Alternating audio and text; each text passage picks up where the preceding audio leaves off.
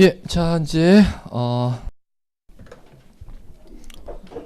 자 요거 자 표제부의 세 가지 지금 꼭 기억해 두시고 한 필의 토지 표시하고 한 개 건물 표시하고 구분 건물 표제부에 등기할 때는 뭐와 뭐를 갖다가 등기할 수 있도록 돼 있냐면 한동 건물 등기할 수 있도록 돼 있고 그다음에 자 분양받은 데 중 공용 부분은 등기 못하고 전유 부분을 등기할 수 있도록 돼 있고 그리고 반드시 대지권이라는 걸 갖다 등기할 수 있도록 되어 있습니다. 대지권은 권리임에도 불구하고 그 대지권이 소유권이건 지상권이건 전세권이건 임차권이건 대지권의 종류가 여러 가지가 있습니다. 대지권의 종류가 소유권이냐 소유권 아니냐 그것 따질 필요 없이 대지권은 전부 다 어디에다 등기할 수 있도록 되어 있음?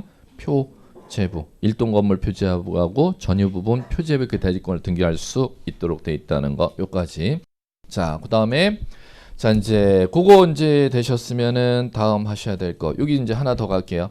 자 이제 하나 주의사항 이제 처음에 들을 때 이제 아실 거 토지 건물이라면 이걸 등기하는 데 있어서 이 물건을 갖다 표제부에 등기하려면은 이 물건이 거래가 돼야 되는 물건이 법적으로 등기 가능합니다. 그럼 반대로 얘기한다면은 이 물건이 등기 올릴 수 있는 물건이라 하더라도 거래가 안 되는 토지 건물이 있다면은 등기를 해주는 의미가 없겠죠. 그러면 우리나라 법에서는 건물에 대해서는 거래를 못한다라는 건물이라는 건 우리나라 법에 없습니다. 이게 현재 국가 소유냐 개인 소유냐 그거 기준으로 따지시면 안 돼요. 이게 만약에 국가가 지금 쓰고 있다 하더라도 나중에 일반 재산으로 분류를 하면은 이걸 팔 수가 있기 때문에 다 등기할 수가 있습니다. 그런데 토지 쪽은 그런 제한이 있어요. 이 토지는 영원히 절대 개인이 소유해서는 안 돼 이렇게 만들어 놓은 토지가 있는데 그 토지 이름을 갖다 뭐라 부르냐면은 여러분들 그거 아셔야 되는데 하천법이라는 거 자체는 여러분들 시험 대상은 아닌데 용어는 아셔야 돼. 하천법에 적용을 받는 토지가 하천법이라는 게 여러분들 지나가다가 국가하천이라는 간판 붙어 있는데 지방하천이라는 간판 붙어 있는데 이제 지나가다 보면 보일 거예요.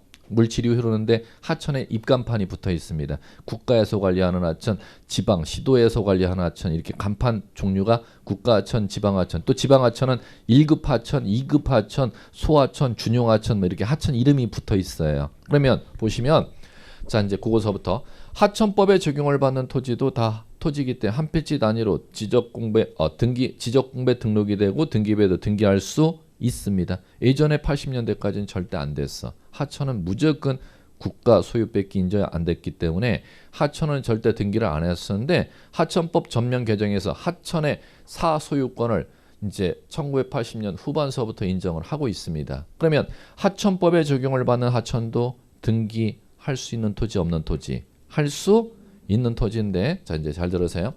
하천법에 적용을 받는 토지 중 코어에 해당하는 토지일 경우는 절대 등기를 못해. 코어에 해당하는 토지가 뭐냐면은 국가만이 소유해야 되는 하천법상의 하천이 있다는 겁니다. 이건 개인에게 절대 매각해서는 안 된, 개인 소유로 인정해서는 안 되는 핵심에 해당하는 하천에 해당하는 것은 그건 국가만이 반드시 소유해야 된다는 겁니다. 그 하천을 여러분들이 뭐라 부르냐면 이제 들으셔야 돼. 그 용어가 공유수면학. 공유수면이라는 용어 들어보셨어요? 아, 처음 들어봤다고?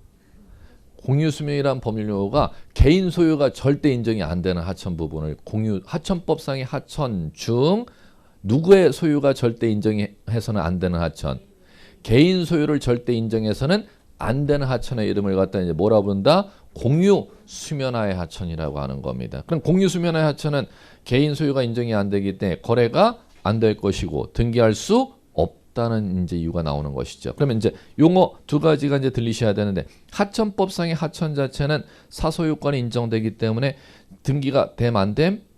됨. 그런데 그 하천법에 적용받는 하천 중 개인 소유를 절대 인정을 안 하는 코어에 해당하는 하천의 이름을 뭐라 본다? 공유 수면하의 하천은 등기할 수 있음 없음? 없음. 용어 구별 작업을 이제 할 줄 아셔야 돼요. 하천법상의 하천은 등기할 수 있는 토지지만 그 중에 공유 수면하의 토지는 등기할 수 없다. 이렇게 했는데 여러분들이 용어가 들리기 시작하셔야 돼.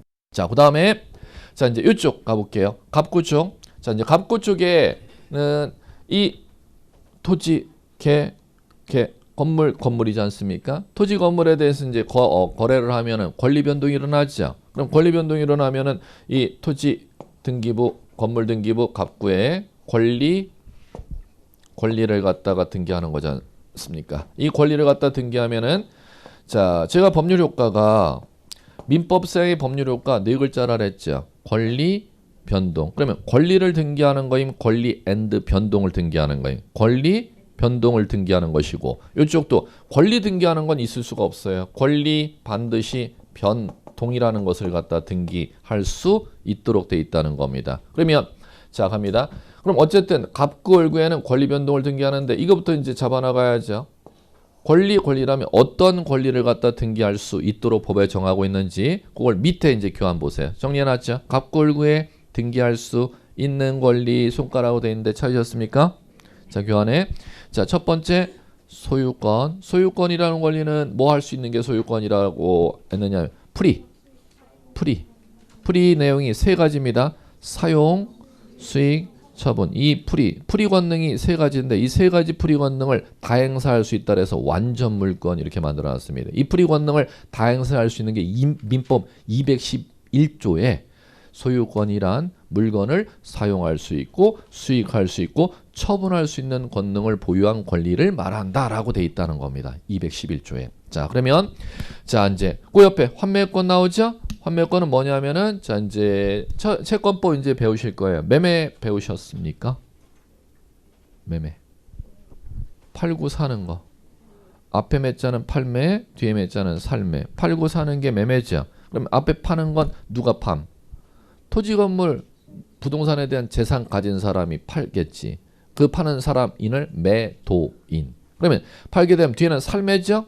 대금을 주고 사겠지 뭐. 그러면 매매 계약이 체결되면 매수인 앞으로 매도인은 소유권을 넘겨주겠죠. 그 대신에 뭐를 받겠어? 매수인으로부터 대금을 받을 거야. 5억이든 10억이든 대금을 건네받겠죠. 그리고 자신의 토지 건물 소유권을 넘겨주게 되면은 매도인이 소유권 지금 대금 받고 매수인의 10억으로 자금을 매매 대금 내 땅을 팔아서 10억 자금을 확보하지만 내가 사업이 잘 돼서 10억을 다시 마련하게 된다면은 이 10억을 다시 매수인에게 되돌려주고 내가 3년 전에 땅 팔아갖고 너한테 받은 대금으로 자금 확보했던 걸 다시 도로 주고 땅 재산권을 도로 찾고자 채권 특약을 거는 걸 환매 특약이라고 하는 겁니다. 그 환매 특약에 의해서 매수인에게 넘어가는 자기 땅 3년 전에 팔아서 넘겨줬었잖아. 그걸 도로 돈 주고 도로 찾을 수 있는 매도인의 권리를 환매권이라고 부르는 겁니다. 환매권은 반드시 매매계약 파트의 법조문에 다음 법조문에 환매권이라는 법률용어가 제시돼요. 그래 민법 교수님이 매매계약 파트 할 때 반드시 환매권을 다룰 겁니다. 이제 앞으로. 자 그러면 자 환매권은 반드시 소유권을 갖다 매수인에게 넘겨주면서 소유권을 도로 찾을 수 있는 권리가 환매권이라면서요. 그러면 당연히 뭐와 같이 등기돼야 되냐? 소유권 어디에다 넘겨준다 그랬지? 그럼 소유권을 도로 찾을 수 있는 권리는 환매권은 어디에 등기되지? 갑구에 등기될 거 아니에요. 이렇게 여러분들 할 줄 아셔야 돼. 그러면 등기부에 보이는 거 완전 프리 다 행사할 수 있는 게 갑질할 수 있는 데가 여기 들어간다 그랬다. 갑질할 수 있는 권리 이름이 뭐? 소유권. 그 갑질할 수 있는 권리를 잠시 5년 3년 동안 지금 매수인에게 넘겨주는데 그걸 도로 찾을 수 있는 권리 뭐? 환매권. 그럼 당연히 소유권과 환매권은 어디에? 여기에 해당한 거지. 자, 그 다음에 갈게요. 다음 구분지상권, 지상권, 지역권, 전세권, 임차권 나오죠? 자, 그거는 자 지상권, 지역권, 전세권, 임차권까지 4개 잘 보셔야 돼요. 4개 고개 들어보시고 자 먼저 쓰는 게 좋겠다. 4개 밑에다 쓰세요. 4개 밑에다 두 글자 쓸 거야. 용익.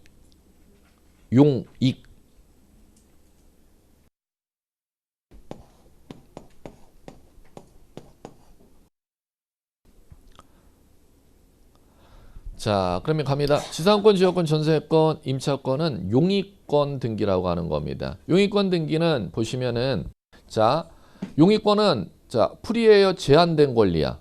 제한된 권리야. 그러면 당연히 자 프리 권리가 소유자라면 프리 다 보유한 권리 이름이 소유자라면 갑구에 그 사람이 있잖아. 그러면 토지에 소유권이 있다면 토지 소유권의 이름이 갑구에 있다면 그 사람이 이 토지 소유권을 갖다 갖고 있다면 갑구에 갖고 있겠죠. 토지 사용 수익 처분 다 프리 다 보유하고 있으니까 완전 물권 이렇게 부르는 거잖아요. 그러면 제한돼 있는데 이쪽에 있는 데는 제한돼 있는데 소유자가 다 준다는 게 아니죠. 뭐 하나를 빼고 준다는 거야. 그럼 갈게요. 처분 권능은 빼고 사용 수익할 수 있는 권능만 주는 거야.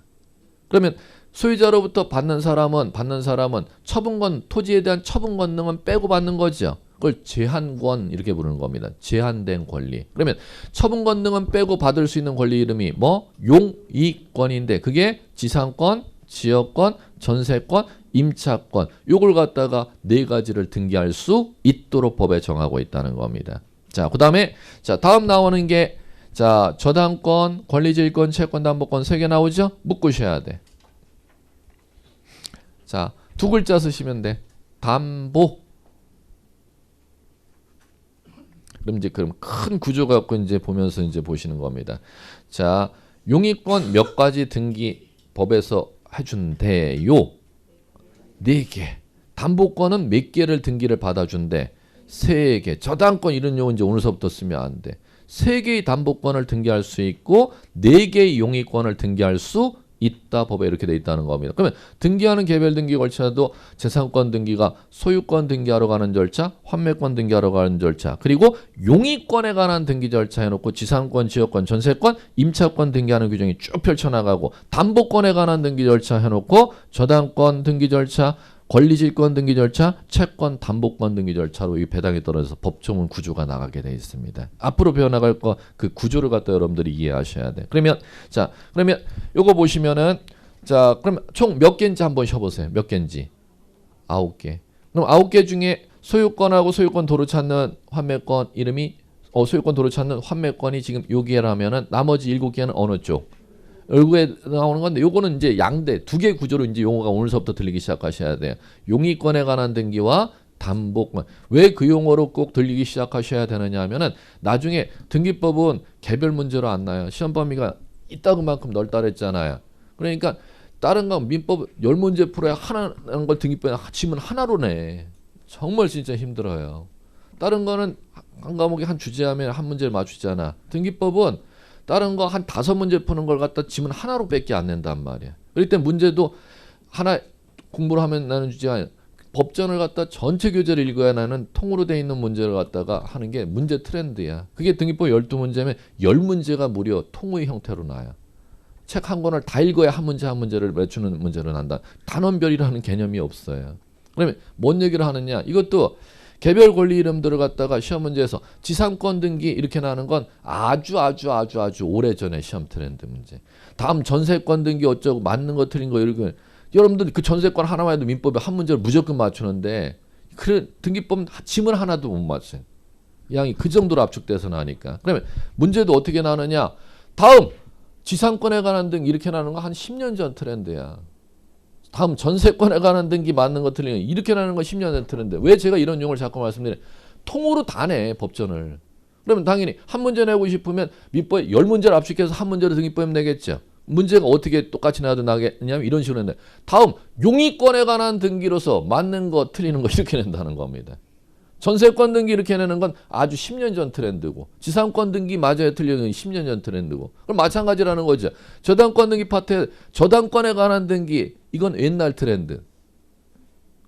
왜? 담보권 그럼 똑같은 문제를 낸다 하더라도 통 한 100페이지를 갖다가 한 문제로 압축해서 내야 되잖아. 다른 건 10페이지면 한 문제를 낼 수가 있는데 이건 등기법 내면 담보권에 관한 등기로서 맞는 것은 담보권에 관한 등기로 틀린 거 이런 식으로 다 문제를 낸다는 거면 통으로 큰 개략적인 주제로 내지 하나 지문을 갖다 하나 요거 단편적으로 암기하면 내는 문제 유형은 옛날 문제 유형이에요. 어쩔 수가 없어요. 범위가 제가 엄청 넓다 그랬잖아요. 그러니까 낼라는 지금 출제위원들이 통으로 이따구만한 통을 하나 이따구만한 통을 하나 이런 식으로 문제를 갖다 만들어서 냅니다. 네, 용어가 이제 들려야 돼. 다시 한번 이쪽은 소유권 환매권 이쪽은 이제 뭐와 뭐를 이제 용어 들려야 돼.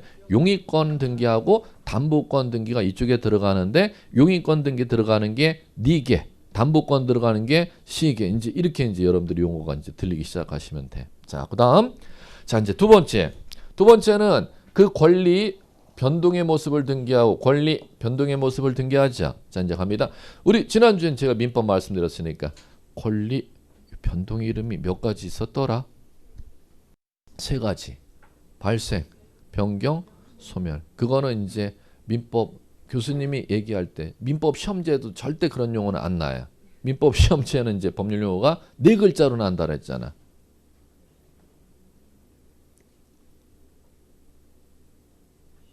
득해야지. 득. 실, 변경. 득, 실, 변경. 이 용어에는 시험지 않습니다. 자, 그럼 갈게요. 자, 변동의 모습이 몇 가지인데? 득, 실, 변경. 득, 실, 변경. 세 가지죠? 자, 그런데 그건 이제 그것도 1년 내내 배웠는데 그거 다 잊으시고 이제 그런 거 실무할 때 안 써. 자, 득실 변경이 아니라 권리 변동의 모습이 지금 소유권 변동이랬잖아요. 소유권 변동의 모습 민법 얘기할 때 몇 가지래요? 득, 실, 변경. 소유권 득, 소유권 실, 소유권 변경 세 가지 형태가 있다잖아. 해볼까? 전세권 여기잖아요. 전세권 득, 전세권 변, 전세권 실, 전세권 변경 세 가지 형태가 있다잖아요. 그런 건 까맣게 이제 잊으시고 잊으면 안 되지. 1차 보니까. 나중에 이제 실무할 얘기가 이제 제가 이제 오늘서부터 달아드릴 얘기예요. 실무할 때는 득, 실, 변경이라는 세 개의 법률 용어가 있잖아요. 그건 중개사 시험 합격할 때까지만 쓰시고 자 이제 오늘서부터 이제 제가 다룰 용어가 여러분들 나중에 실무 평생 부동산 하면 이제 실무에서 쓸 법률 용어입니다. 소유권의 변동의 모습은요. 득, 실, 변경 세 가지 얘기는 시험 볼 때까지만 민법 시험 볼 때까지 쓰시고 제가 다룰 얘기가 이제 나중에 실무할 때 평생 부동산 하면 이제 쓸 용어가 5가지입니다. 5가지. 보세요. 변동의 모습이 소유권 변동의 모습이 몇 가지가 있대요? 5가지. 첫 번째 이름이 이제 붙여야지. 이렇게 소유권 보존 이렇게 붙여 나가야지. 소유권 보존 이렇게 나가야지. 두 번째 소유권 이전. 말로 해보는 게 절대 안 까먹어. 소유권 변경, 소유권 처분 제한, 소유권 말소. 5가지의 변동의 모습. 민법에는 득, 실, 변경 세 가지로 분류하는데 나중에 실무할 땐 절대 그런 용어를 안 쓰고 이제 제가 다루는 법률에 규정되어 있는 대로 나중에 실무를 갖다 하게 돼 있거든요. 자, 소유권 보존, 소유권 이전, 소유권 변경, 소유권 처분 제한, 소유권 말소. 자, 이쪽 구조 보고 먼저 또 이쪽 하고 이제 세부 내용 들어갈게요. 소유권 외유 권리 있었잖아요. 소유권 외유 권리 뭐 있었지? 이건 대답 안 해도 돼. 크게 용익권과 담보권. 지금 이제 용어 들릴 때는 세부적으로 제가 말씀드린 용익권, 지상권, 지역권, 전세권, 임차권, 담보권은 저당권, 권리지휘권, 채권, 담보권. 그건 이제 그 용익권과 담보권에 관한 변동을 등기하는 거지 용익권 자체를 등기하는 게 아니야. 그럼 용익권, 담보권 변동의 모습을 갖다가 얼구에 등기하는 거잖아요. 그러면 용익권, 담보권, 변동의 모습. 이 변동의 이름은 민법에 해볼까? 전세권 득, 전세권 실, 전세권 변 세 가지밖에 없잖아. 근데 등기는 절대 그렇지 않다는 거 있는지 나중에 실무할 때. 전세권이라는 권리가 있다면 그 변동의 모습이 득, 실, 변경이 아니라 자 설정, 이전, 변경, 처분 제한, 말소 5가지의 변동의 모습이 있습니다. 5가지. 자 다시 한번 자 이제 시작 들어가요. 소유권 외유 권리 변동의 이름 몇 가지? 5가지. 그러면 자 아무거나 대입해보. 지상권서부터 들어가 볼까? 지상권 설정, 지상권 이전 해보는 게 좋아. 지상권 변경, 지상권 처분 제한, 지상권 말소 이 형태가 있다는 겁니다. 그럼 지상권에만 대입해야 돼? 지역권에 똑같이 대입 작업해야 돼? 똑같이. 전세권에도 똑같이. 저당권 한번 해보지. 담보권 해볼까? 저당권, 담보권의 시작이 저당권이니까 저당권 설정, 저당권 이전, 저당권 변경, 저당권 처분 제한, 저당권 말소 이렇게 형태가 있다는 겁니다. 그걸 갖다 일일이 이제 다 배워나가는 거예요. 자 이제 그렇게 하면은 하나씩 이제 이름들을 갖다 이제 세부 목록 들어갈게. 첫 번째 소유권 보존 들어갑니다. 소유권 보존이란 소유권 처음 기입하는 행위를 갖다 보존이라고 만들어 놓은 거예요. 소유권을 처음 뭐 하는 거? 기입 지난주에 말씀드렸죠? 새로 올리는 거랬잖아. 그럼 갈게요. 자 토지 건물 2가지로 기입 등기 들어갈 수 있죠. 땅도 등기하고 건물 등기하니까 여러분들이 하라는 거를 제가 시키는 거로 할게. 땅 해볼까 건물 해볼까? 땅 해보자고. 그럼 땅 해봐. 자 땅 갑니다. 땅 처음 땅이라는 건 뭐 해야 만들어지지? 잘하셨어. 지적 측량. 뭐 해야? 지적 측량. 그럼 지적 측량은 누가 하지? 하여튼 뭐 하는 데가 있었대.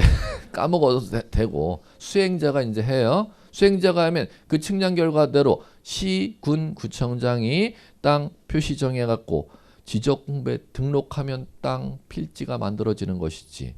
그다음 필지만 지적소관청이 만들어요. 필지라는 토지를 처음 창설시켰으니까 최초 소유권도 지적소관청이 정해줘요. 지적소관청이 최초 소유자 이름을 토지당에 정해준다 그랬잖아요. 그러면 땅 주인이 땅 등기하러 와야죠. 자, 등기하러 오려면 등기는 자, 등기법. 자, 땅 최초 소유자가 신청해야 등기 아니면 등기관이 알아서 공무원이 직권으로 등기. 아니지. 민원이 들어와야 이거 나 땅 소유권 구청장이 나 소유자래요. 네, 앞으로 땅 소유권 처음 등기해 주세요. 뭐가 있어야? 신청이 있어야 등기하잖아요. 그러니까 신청을 하게 되면은 자, 등기소 등기관 입장에서는 그 땅에 종전권 고치는 거예요. 그 다음에 갑니다. 종전권 소멸시키는 거예요. 종전권 처분하지 말라고 하는 거야. 처음 새로 올리는 거잖아.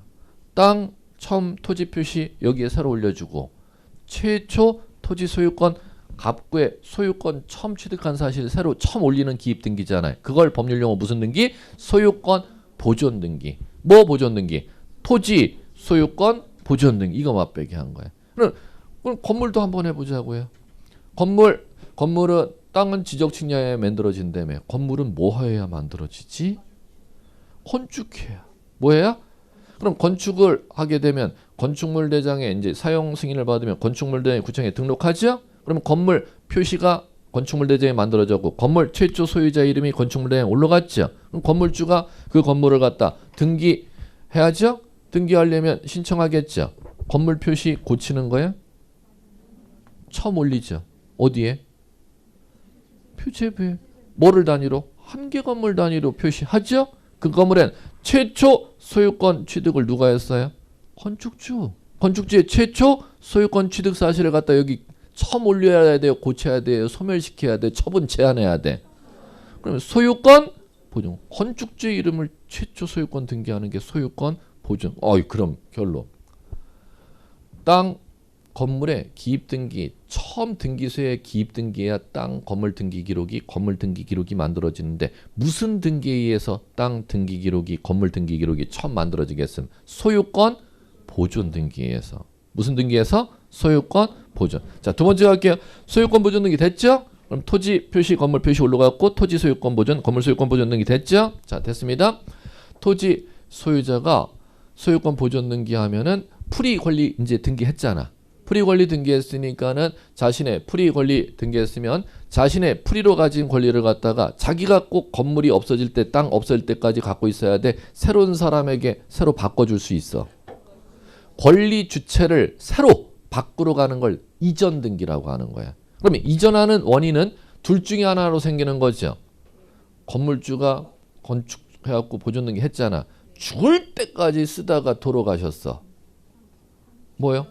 상속받아서 규정으로 이전할 수도 있고 아니야 나 다른 곳으로 이사 가고 싶어 이 건물 팔아먹고 매매로 이전할 수도 있고 그러면 소유권 이전이라는 것은 보존 등기된 소유권자의 이름이 그 다음서부터 이 부동산이 물리적으로 없어질 때까지 그 소유권자의 이름을 새로 바꾸러 가는 등기 이름을 갖다 무조건 이제 다 무슨 등기를 한다? 이전 등기. 소유권 이전 등기. 그럼 소유권 이전되는 원인은 거래해갖고만 생겨 거래 아닌 행위로도 생길 수 있어. 거래 아닌 행위로도 소유권 이전할 수 있고 거래로 소유권. 그럼 그 차이는 엄청 큰 차이를 가져오지. 거래로 소유권 이전할 때는 이전 등기까지 쳐가야 소유권이 법적으로 이전되는 효력을 민법에서 인정해 주는데 거래 아닌 사실로 이전이 되려면 등기 안 해도 이전은 돼. 그런데 프리 권리 그러면 취득했잖아. 상속인은 등기 안 해도. 프리 권리 취득했으면은 다 할 수 있다며. 근데 프리증 이제 오늘서부터 들려야 돼. 이제 사용 수익이라는 그 프리 권리 중 두 개 행사하는 데는 지장이 없어. 너 소유권 상속받아 취득했으니까. 근데 어떤 거 행사할 때는 처분 권능 행사할 때는 뭐 안 하면은 못 해. 등기 안 하면 못 해. 그렇기 때문에 상속인도 상속받으면 소유권 이전 등기 해야 돼. 하지 않아도 돼. 해야 돼. 오늘서부터 이렇게 이제 실무 공부를 하셔야 되고. 안 하고는 아무것도 못 하는데 이렇게 할 줄 아셔야 돼요. 그 다음에 자 갈게요. 소유권 이전이 되었으면은 매매로 그러면 소유권 이전 됐어요. 그러면 소유권 이전 받은 사람이 또 매매 또 할 수 있어요 없어요? 그럼 무슨 등기? 소유권 이전 등기죠. 자 이제 갑니다. 자 소유권 이전 받은 사람이 어떻게 하느냐 하면은 자기의 소유권을 갖다가 10억짜리 건물이야. 매매해갖고 전소유주에게 소유권 보존등기, 소유권 이전 등기 받아왔잖아요. 매매로 10억짜리 건물인데, 자 5억에 건물 소유권을 갖다 파는 거야. 10억짜리 건물인데 건물 소유권을 5억에 판다는. 그럼 자 보세요. 여러분들이 자 제가 건물 소유권을 갖다 파는데 10억짜리 제 건물이걸랑 매매해갖고 이전 받아왔는데 5억에 판다는 건 건물 반을 판다는 거야. 제 건물 소유권 지분을 반을 판다는 거야. 그게 돼야 돼. 그거 안 되면 이제 용어 못 알아들어요. 제 건물 반쪽을 판다는 개념이 아니야. 10억짜리 건물을 5억에 제 건물 반을 판다는 개념이 아니고 제가 그거 소유하고 있잖아요. 그럼 거기에서 건물 반이 아니라 제 소유권의 지분을 반을 여러분한테 매매한다는 거야. 그럼 여러분 입장에서는 제 건물 반을 사가는 거야? 제 건물 다 사가는 거야? 여보, 지금 엉뚱한 대답을 하셨잖아? 좀 전에 지금 대답을 안 하신 분은 엉뚱한 대답을 지금 하고 계시잖아? 제 건물 반 사가는 거에 제 소유권 반 사간대. 반 사가. 그랬더니 그렇게 대답해 놓고 대답하신 분은 그럼 여러분들이 사가는 건 제 건물 반을 사가 아니면 제 소유권 반을 지분을 가져가? 집을 반 아니면 소유권을 반? 집을 반인지 소유권을 반인지 20번 났던 문제야 그게. 여러분 시험도 영원한 건 시험 문제일 수밖에 없고. 물어보세요. 그거 안 나면 얘기가 안 돼. 올해 법무사 시험에도 어김없이 나왔고 중개사에서 매년 등장하는 얘기예요. 가장 기초 실무 용어를 아느냐 모르냐. 만약에 5억으로 사가는 게 그게 부동산을 반을 가져가는 건지 소유권을 반을 가져가는지 그거 이해하느냐는 영원한 지금 문제라는 겁니다. 다시 한번. 제 건물 10억짜리 건물 5억에 사가는 게 지 건물 반 사가는 거예요? 건물 다 사가는 거예요? 또 여쭤본다. 제가 또 여쭤본다. 제 건물 반 사갔어요? 제 건물 다 사갔어 5억에. 다시 한번 또 제 자신이 없다. 제 10억짜리 건물을 갖다 5억에 여러분들이 사간다며 제 건물 여러분들 입장에서 매수인은 다 샀어? 아니면 반만 샀어? 안 된다니까. 건물 다 샀다니까. 제가 앞으로 20번 30번을 할 거예요. 그때까지 되면 되겠지. 30번 안에 설마 그 전까지만 걸리면 돼. 설마가 아니라 진짜 건물 다 샀어요? 반 샀어요? 다 샀어요. 5억에 산 건 다 산 거야? 그러면 다 샀죠? 그런데 소유권을 다 가져가는 걸 소유권은 반만 가져가는 거야. 그러면 소유권 일부 이전 등기라는 걸 해야 돼. 무슨 등기? 소유권 일부. 그것도 이전 등기야. 그러면 소유권 일부 이전 등기하면 소유권 지분 박정환의 지분에서 박정환 가진 소유권 중 지분 2분의 1 홍길동 여러분 앞으로 이전 등기하는 겁니다. 그것도 무슨 등기예요? 소유권 이전 등기야. 그럼 건물 일부 이전 등기, 소유권의 일부 이전 등기. 소유권의 그럼 나중에 엄청 많이 물어나갈 이제 실무 문제가 부동산의 일부를 갖다가 사가는 거는 안 되지만 부동산의 소유권의 일부를 사가는 건 돼 안 돼? 돼. 그러면 이전 등기가 그럼 두 가지가 있네. 소유권 이전 등기와 소유권 일부 이전 등기 두 가지 이제 실무가 있습니다. 자, 그다음에 그럼 소유권 일부 이전에 간다는 건 이제 지금서부터 들려야 될 게 앞으로 기한 30번 더 있으니까 상관은 없어요. 지금 안 들려도. 소유권 일부 이전한다는 건 건물 반을 갖다가 일부라는 단어가 대상 일부의 대상이 부동산의 반을 얘기하는 거야? 소유권의 반을 얘기하는 거야? 소유권의 반을 얘기하는 법률 용어이지 부동산의 반을 가져가는 게 아니야. 여러분도 이해할 줄 아셔야 돼. 그럼 그게 토지라면 똑같이 적용되지도 이해하셔야 돼. 제가 토지를 갖다 500제곱미터 토지를 제가 소유권 등기를 하고 있었어요. 그러면 제 500제곱미터 토지에 대해서 이게 10억짜리라면 여러분들이 5억으로 사가는 거야. 부동산 일부 이전 등기할 수 있다 없다? 5억으로 샀다니까? 500제곱미터 제가 소유한 땅이 10억짜리 땅인데 5억으로 사가면 부동산 일부 이전 등기할 수 없다. 부동산의 일부는 절대 이전을 못해. 제가 가진 땅 500제곱미터 10억짜리면 5억을 산 건 여러분들은 부동산의 반을 땅 반 산 게 절대 아니라니까. 땅을 다 산 것이고 근데 자금이 시급이 없으니까 반으로 소유권의 반을 갖다 가져간 거지. 땅을 반을 가져간 거야? 땅은 다 가져간 거야?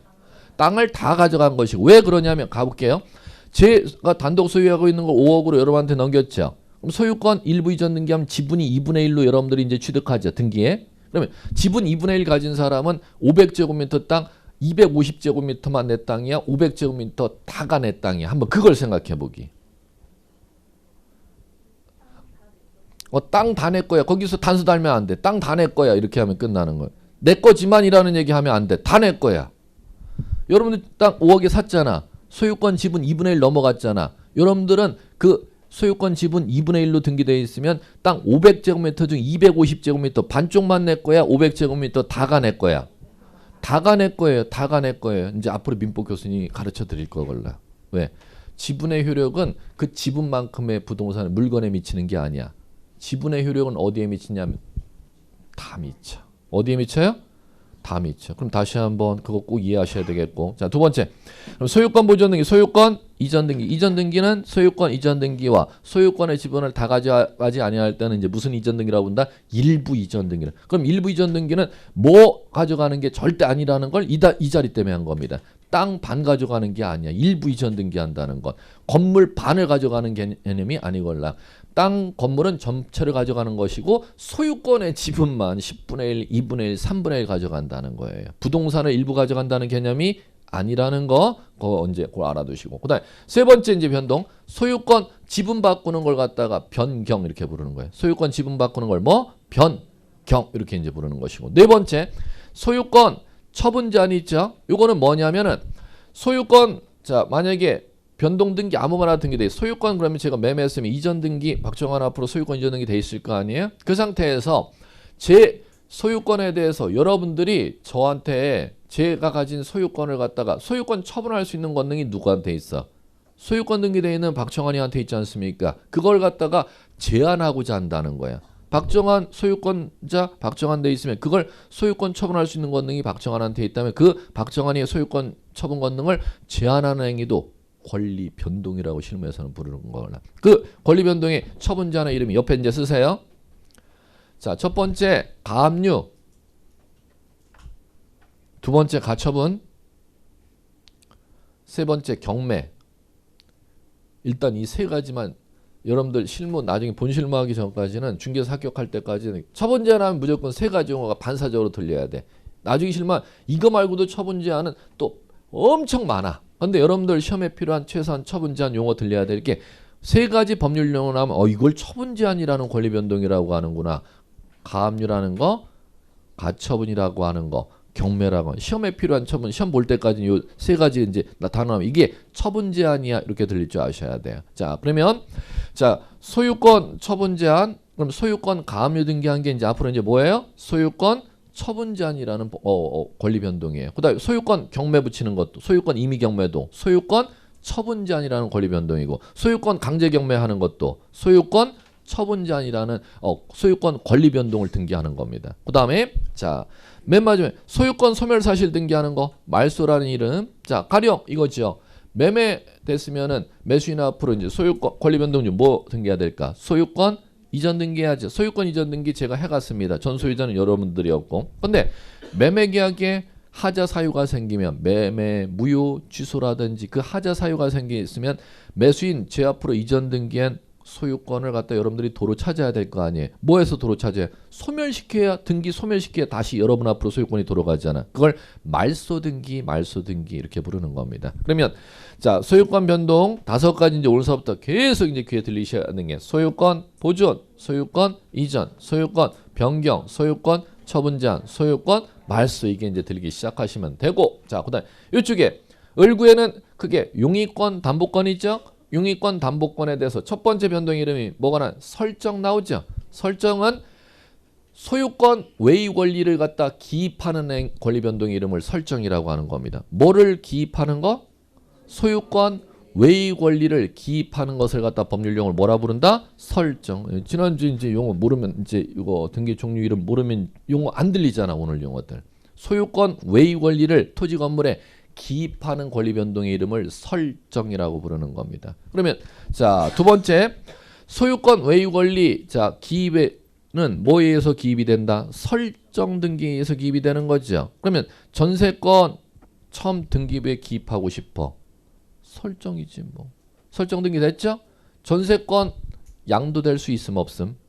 있음. 그러면 전세권자 이름을 갖다가 바꿔야겠죠. 무슨 등기? 이전 등기. 그러면 소유권 이전 등기는 이쪽이지만 전세권 이전 등기는 이쪽에 배당이 떨어지는 거 아니야. 소유권 외유 권리 이전 등기는. 그 다음에 전세 이전 등기하고 나서 전세기간 만료 전에 전세권 설정자와 전세권자 기간 연장 합의할 수 있겠음 없겠음? 있어요. 그러면 기간 연장 합의했으면 전세 이전 등기에 그 기간 끝나는 걸 갖다가 고치러 가야 되잖아. 그럼 무슨 등기? 변경 등기하면 되는 것이고. 자, 변경해 놨으면은 자 갈게요. 전세권 처분 권능은 누구한테 있지? 토지 처분 권능 말고 전세권의 처분 권능은 전세권자한테 있잖아. 그럼 전세권자가 전세권 처분하지 못하게 그것도 막을 수가 있나? 있어. 어떤 이름으로? 세 가지 이제 들려야 된다 그랬죠. 처분자라면 가압류라는 이름, 가처분이라는 이름. 전세권도 경매 붙일 수 있어요 없어요? 있어요. 전세권도 법원에 경매 붙일 수가 있어요. 전세권 경매라는 이름으로 처분자는 할 수가 있다는 겁니다. 그 다음에 전세 기간이 끝나고 나면 전세권 소멸이라는 물권 변동 사실 등기해야 되잖아. 그럼 전세권 등기 소멸 사실 등기하는 게 무슨 등기? 말소. 그 이력 스토리는 똑같이 들어간다는 겁니다. 해볼게요.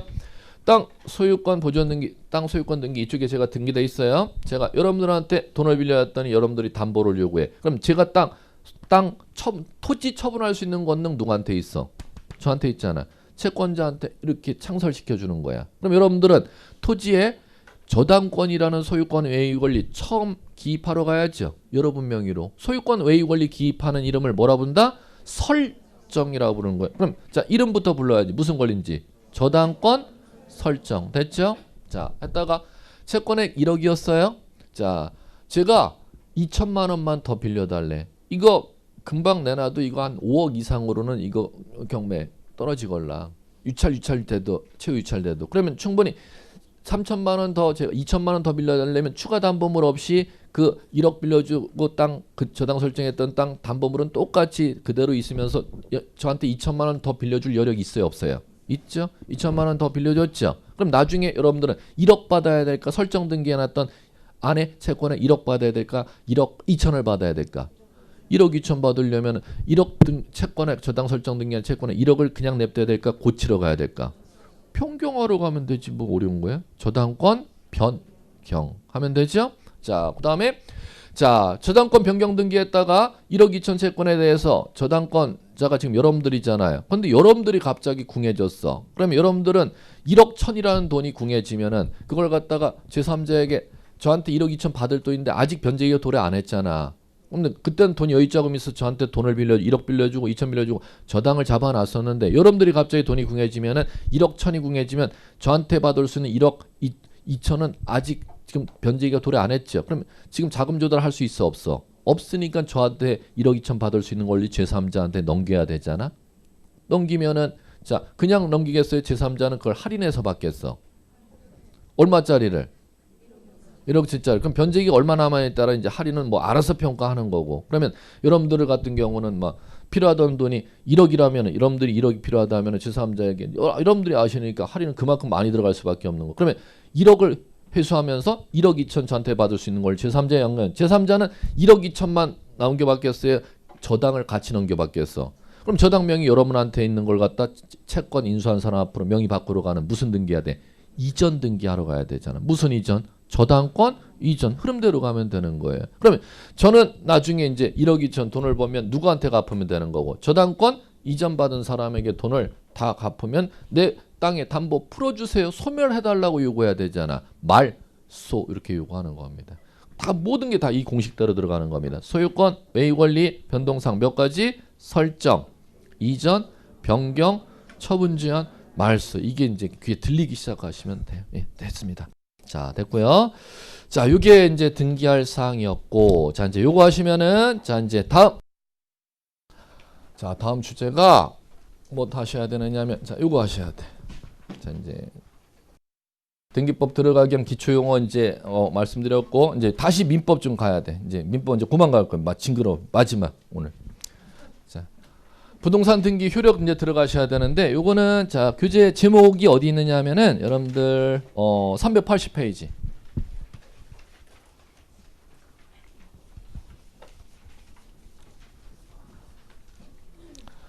상단에 제목 나오지요. 자, 이제 갑니다. 자, 요거 이제 시작은 자, 지난주에 했던 게 시작점입니다. 그거 모르면 이쪽 이해 못 해요. 자, 등기 효력에 따라 등기를 갖다 등기 지난주에 종류 분류할 때 등기 종류를 분류할 때 효력에 따라 등기 분류한다는 거는 표제부 등기, 갑구을구 등기 다를 지칭하는 게 아니라 어디에 등기하는 걸 전제로 하는 얘기를 하냐면은 민법상의 등기니까 어디에 등기한 걸 전제로 권리인을 등기하는 데가 자 어디? 갑을구죠.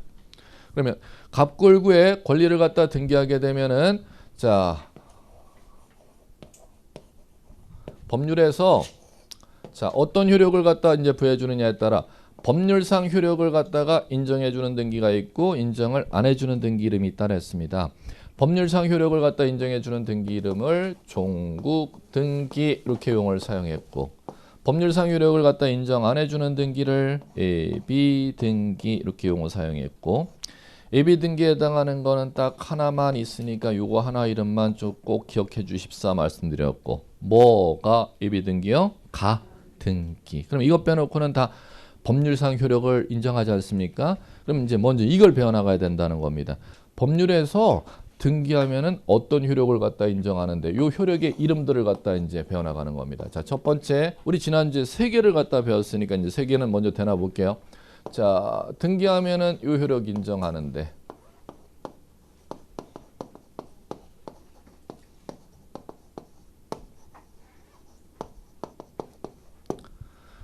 첫 번째 이제 인정하는 효력이 무슨 효력? 물권 변동적 효력이죠. 자, 그러면 물권 변동적 효력에 대해서 이제 민법 용어 자, 여러분들 가셔야 될 거. 등기하면 물권 변동은 법률 효과잖아. 등기하면 물권 변동은 다 생기나 요건을 충족해야 이 효과가 생기나. 그럼 요건은 두 가지로 간다 그랬죠. 이게 이제 들려야 돼. 두 가지가 있는데 행위라는 게 있고 규정이라는 게 있어. 두 가지 중에 어느 하나로 생기는 거에 원칙과 예외 관계가 있어요. 원칙과 예외 관계 절대 대등한 관계가 아닙니다. 원칙을 뭐라 부르는 거고 행위. 원칙이 아닌 걸 법에 따로 원칙이 아닌 건 법에 따로 규정돼. 그걸 규정이라고 만들어 놓은 거야. 그렇기 때문에 여러분들 민법 총칙은 뭐만을 규정해 놨어요? 뭐를? 민법 총칙에 규정 없어. 왜?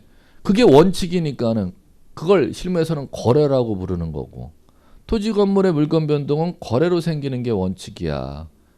무슨 얘기인지 아시겠어요? 그럼 총칙은 당연히 뭐만 규정해 놓은 거예요? 법률 행위만 규정해 놓은 것이고 그러면 그 법률 행위가 아닌 사실은 따로 규정돼 있다는 거죠. 그러면 법률 규정에 물권 변동이 일어나는 거, 법률 규정에 채권 변동이라는 거, 법률 규정에 친족권 변동이라는 거, 법률 규정에 상속권 변동이라는 건 총칙에 규정돼 있겠어? 총칙에 절대 규정 없겠어요.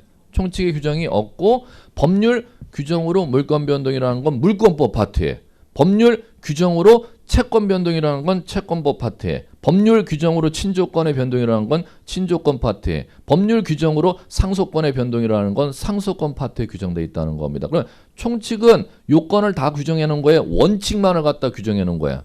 원칙. 예외는 그 예외 개별 파트에 따라 규정을 배당해 놓은. 그렇기 때문에 여러분들 민법을 갖다가 요새 물권 배우면 당연히 법률 행위를 안 배우고 그건 총칙에 배웠으니까 뭐를 배울 거야? 혼동, 취득, 시효, 소멸, 시효 이런 단어를 배울 거야. 왜? 그게 법률 규정에 의한 물권 변동 사유니까. 그렇죠?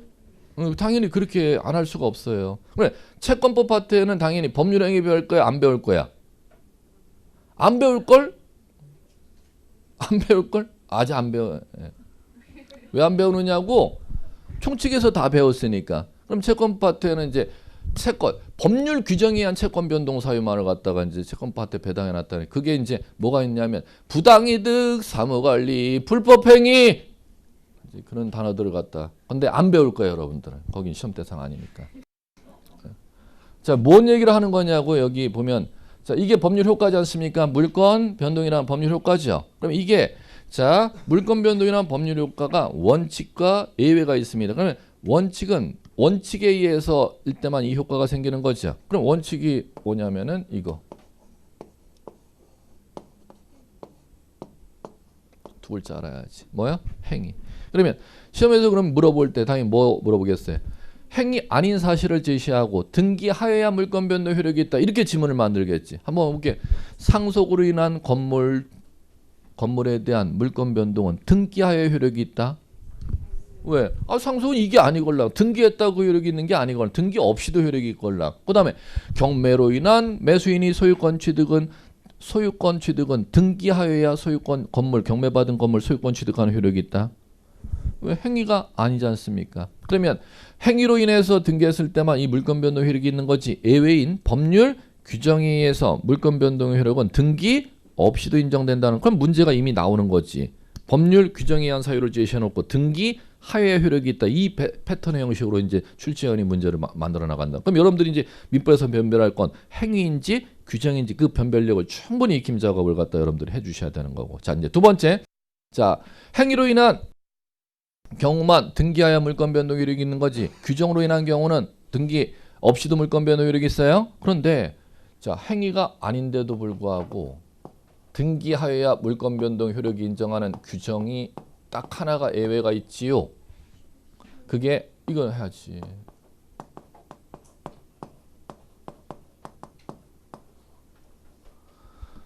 취득 시효 취득. 민법 245조에 정해진 규정이 뭐냐면은 소유할 의사로 부동산을 평온 공연하게 20년간 점유하면 취득 시효라는 걸 인정해 준대. 평온 공연하게 부동산을 소유할 의사로 몇 년간?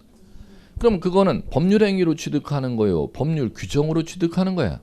민법 245조 1항에 정해진 규정으로 취득하는 거죠. 그러면 물권 변동의 효력은 등기하면 이거로 인해서 등기했을 때만 물권 변동의 효력을 인정해 준다며. 근데 이거는 행위예요, 규정이에요. 규정이라면 민법 245조의 규정에 정하고 있는 20년간 점유한 때 취득해야 취득의 효력이 발생해야 맞는 논리가 되는 거잖아요. 근데 예외라는 거야. 규정임에도 불구하고 20년간 점유한 때 취득의 효력을 인정한대요. 등기까지 하여야. 이 구조를 이렇게 이해하셔야 된다는 겁니다. 그럼 이거를 제외하고는 다 물권 변동의 효력을 등기하면 인정하는 건 뭐로 인해서 등기했을 때만? 행위로 인해서 등기했을 때만이에요. 자, 그다음에 자 이제 요거는 요까지가 이제 민법 얘기였고, 자 이제 등기부에서 뒷더 중요한 게 있어요.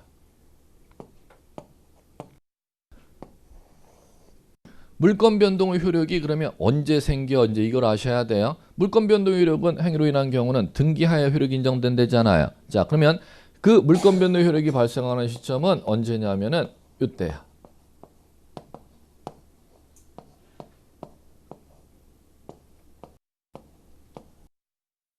자, 물권 변동 효력을 언제 인정해 준대요?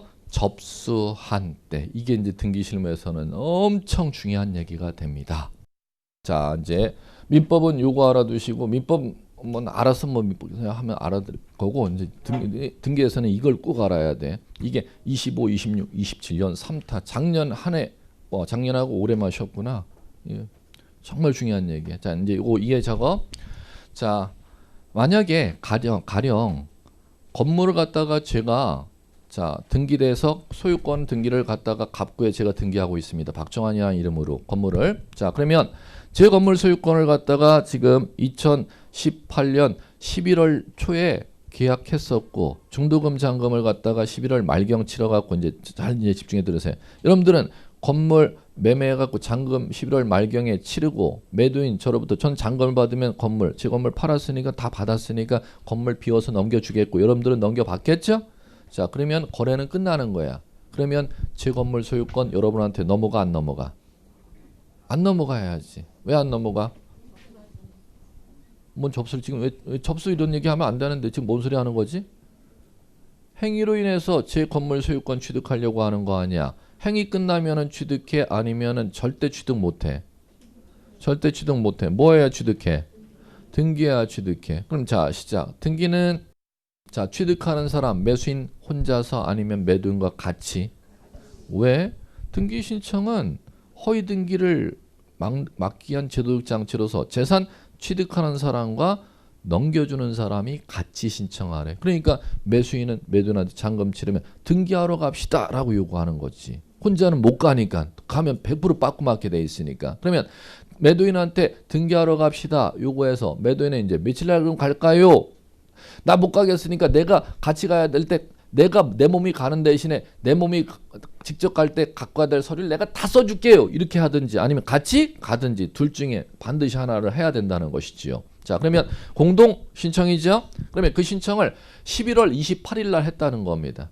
거래는 11월 말일경 11월 하순경에 거래는 끝났고 잔금치로 집을 넘겨줬었고, 자 이제 등기 신청은 며칠 날 하기로 약속해서 11월 28일 날 하기로 약속해서 11월 28일 날 만나서 등기소에 서류를 집어넣었다는 겁니다. 그 등기 신청을 갖다 하게 되면은 그 등기소에서 오늘 11월 28일 1월 1일서부터 1월 2일서부터 몇 번째로 요 민원인 매도인 저와 매수인 여러분들이 등기 신청했는지 오늘 날짜인 2018년 11월 28일 13,000번 이렇게 번호를 갖다가 반드시 주도록 돼 있어요. 그걸 접수연월일 접수번호라고 부르는 거야. 그러면 그거 하고 나면은 바로 등기가 나겠어요. 등기하는 데는 그 기록 입력하는 데는 한 건이 들어온 게 수십 건이 들어오는 거니까 기록 올라가는 데는 기간이 그 이후겠어.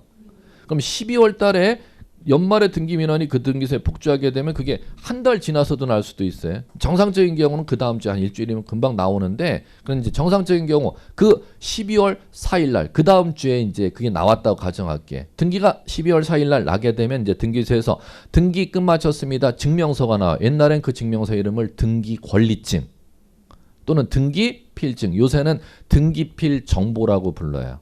자, 이제 용어가 이제 들리시면 되겠고. 그러면 12월 4일 날 등기가 끝마쳐지게 되면 등기 났다는 증명서가 등기소에서 나온다는 거죠. 그러면 그게 등기필 정보라고 부르는데, 자, 이제 여러분 등기필 정보 받았죠? 자, 그러면 여러분들은 매매했으면 취득했어? 등기해야 취득했어? 그러면 언제가 그 등기함으로써 그 물건, 여러분들이 소유권을 취득하는, 건물 소유권을 취득하는 시점이냐는 거야.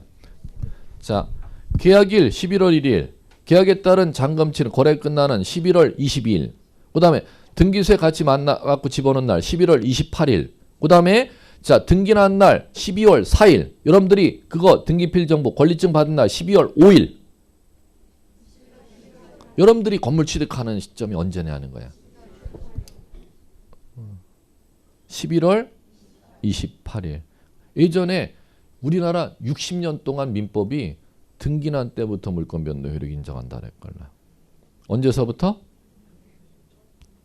아니, 우리나라 민법이 1960년에 민법이 제정됐으니까는 지금 2018년 68년 동안 60년 동안 민법 처음 제정한 때부터 등기한 때부터 물권 변동 효력을 인정했었어요.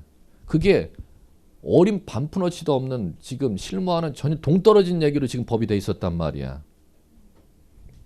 그걸 지금 개정해 놓은 거예요. 지금 이게 등기 됐으면 그때서부터 물권 변동 효력을 인정하지 말고 서류 갖고 온 순서대로 서류 갖고 온 왜?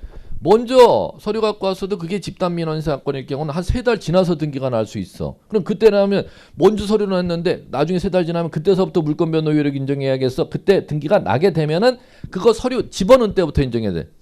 그래야 순서대로 공평한 거 아니야. 근데 우리나라 법은 절대, 우리나라 민법이 그렇게 안 돼 있었단 말이에요. 60년 동안을 갖다가 등기한 때부터 취득해, 등기한 때부터 취득해 이렇게만 인정했었어. 그게 실무로 가면은 말이 안 되는 얘기걸랑. 그게 실무에 맞게 지금 그걸 갖다 개정해 놓은 게 지금 이거란 말이에요.